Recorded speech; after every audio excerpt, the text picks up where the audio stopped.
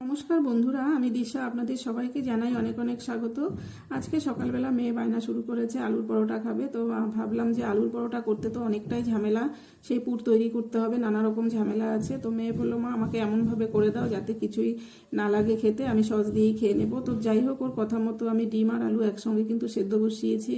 ডিমগুলো আমি সেদ্ধ বসিয়েছি কারণ দুপুরবেলা আমি ডিমের ঝোল করবো, সেই জন্য আলু আর ডিম একসঙ্গেই সেদ্ধ করে নিয়েছি।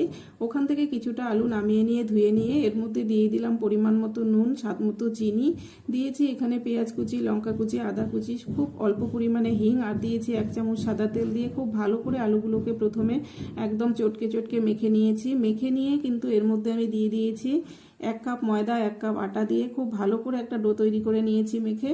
এখানে কিন্তু আমি কোনো জল ব্যবহার করিনি, এই আলু দিয়েই কিন্তু আমার আটা ময়দাটা মাখা হয়ে গেছে। তো দেখুন, মেখে নিয়ে এখন আমি দুটো লেচি কেটে নিলাম, নিয়ে কিন্তু ময়দা দিয়ে আমি ঠিক রুটির মতো করেই বেলে নেব।